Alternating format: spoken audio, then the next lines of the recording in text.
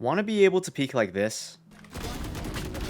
Or maybe take fights like this? Counter-strafing is a topic that most players know at a basic level, but few people actually understand the mechanics behind it, and it's something that I feel is so critical to a player's kit that just knowing how to do this right can take you from here all the way to here. What's up guys, my name is royalG, and I'm a high radiant player and coach who likes to help people improve. I stream live coaching and rank games on Twitch, and I'm always down to share advice.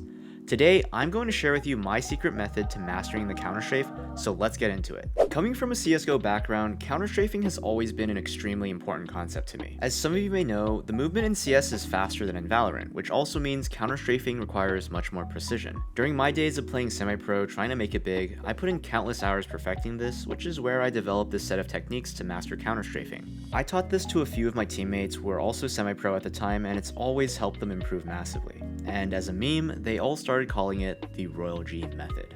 Anyways, if this video helps, be sure to tell all your friends so they can die of cringe too. To start this off, I just want to say that counter-strafing isn't rocket science. In fact, it's a very simple concept, just stop and shoot.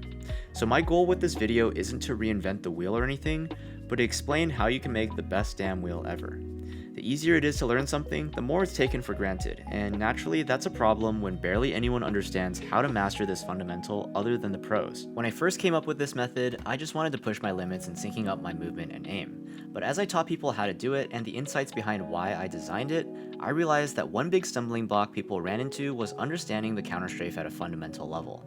So I've also adapted this guide to teach players a full breakdown of how a counter-strafe works, and this is where we'll start. I put timestamps for people who like to skip around, but I would suggest following from beginning to end. So the first fundamental insight that every player needs to realize is that movement is directly tied to aim. When you move, you are also technically aiming. If I strafe right or left after placing my crosshair on a target, it's clear that I would no longer be on the target. Even if you have perfect aim, if you're moving randomly, you have to adjust to compensate. But luckily for us, we can control our movement and therefore control our aim in relation. So our first step is to control our movement's effect on aim. Simply choose a target in the range and just move around in any direction you want. Your goal here is to keep the crosshair on that target without feeling like you're struggling to keep up with the movement. Try this at varying ranges, and if you want to do more, you can also change targets while practicing this. The next step is pretty simple once you understand the first, because it's the converse. If your movement affects your aim, then instead of using aim to control your movement's effect, why not use movement to control your aim as well?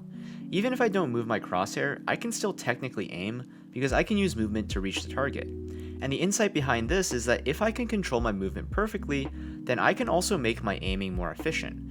In a way, I'm not simply counteracting movement's effect, but also using it to my advantage. To do this, you want to aim at a spot a bit away from a target and strafe towards it. The goal is to stop right on the target in one swift motion. And once you feel comfortable, you could even try target swapping with aim and then letting movement finish the adjustment for you. So these are two basic tenets of movement and aim that build up the foundation of a counter-strafe. But before we head into the next part, there's an important aspect of counter-strafing that people don't always notice, which is the actual end movement of the counter-strafe itself. Notice how as I stop here, I'm not instantly stopping, but decelerating slightly before the stop. This might not seem big, but since we know that movement affects aim, this tiny end motion of the counter-strafe could easily throw off your aim. In high pressure situations, this could be the difference between a crucial kill or a whiff, so it's a good idea to be aware of this. Okay, so once you've practiced these two steps, you should be at a point where the movement of the counter-strafe feels more or less natural and controllable. But counter-strafing of course isn't just about the movement and aim, but also timing and consistency, so now our next step is to train those. When it comes down to it, timing is probably the single most crucial element in counter-strafing. After all, the fundamental value of doing a counter-strafe is to shoot accurately as quickly as possible. So if you do a counter-strafe mechanically but can't time your shots properly, then it's not very useful. For example, if you shoot too quickly, then you obviously won't be accurate since you're still moving. If you shoot too late, you're still accurate, but you haven't actually taken advantage of the actual counter-strafing movement. That's why in order to master a counter-strafe, you need to be very comfortable with the timing. But it's actually very hard to train in isolation, because you can't really do something frame perfect over and over like a machine. So in this case, it's more about the consistency of getting as close to perfection as often as possible. That's why the next step includes both training for consistency and also timing. And some of you guys may ask, I get why you wouldn't want to shoot too early, but what's the problem with stopping for a moment and then shooting? To be honest, it's just an issue of efficiency. I'm sure everyone knows what the pop-in swing is. As goofy as it looks, it holds a key insight that answers this question. If you were to stop and not shoot as soon as possible, why not just keep moving? After all, movement is pretty much an opportunity for you to aim. Okay, enough insights, let's jump into the next step, which is building consistency while learning the timing. In order to do this, I would go to one side of this wall, do a counter-strafe movement, and then shoot as soon as I think I'm accurate, and then repeat the process as quickly as possible until I reach the other side, and then do the same thing back.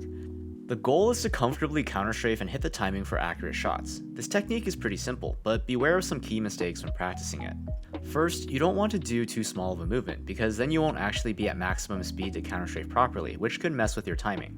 Second, it's hard to tell if your timing is too slow, so it's better to start fast than slow down. And third, you want to be able to do this in rapid succession and not pause between counter-strafes. The reason this technique is helpful is not only because you want to practice the timing, but also because you need to resolve side weaknesses.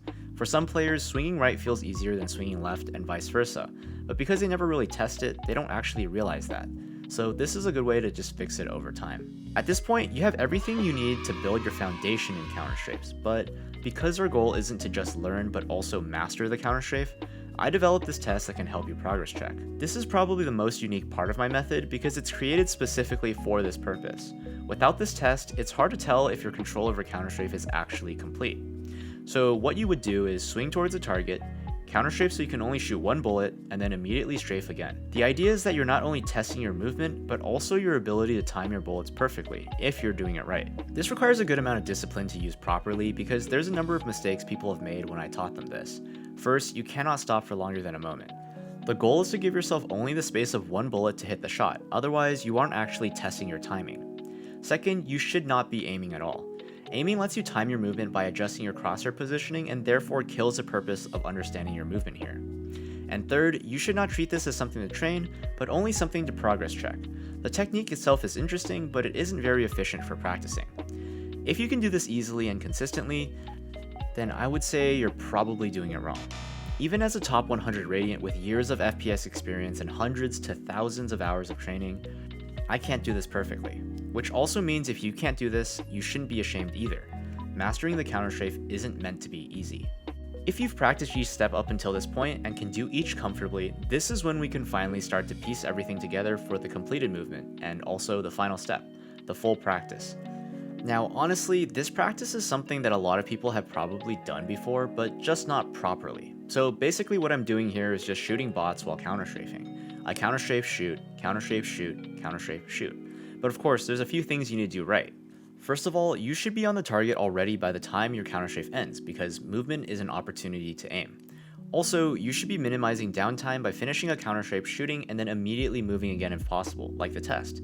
And finally, you want to vary the directions of aim and also your movement. This last point is something that you should keep in mind, because it's tied to side weaknesses and no one ever teaches this. Strafes go left and right. Aim can also go left and right. Since both affect each other, you have 4 different ways to aim technically. It's a good idea to be comfortable with all ways. This technique is a completed movement and can be adjusted to your skill level. If you're relatively new, you can start slow, and if you're experienced, you can try to go faster and make wider adjustments. It's very freeform, but has an insanely high ceiling for practicing. Anyways, this is my method of mastering the counter-strafe. Let me know if this helped, and consider liking and subscribing if you want to see more content like this in the future. Take it easy.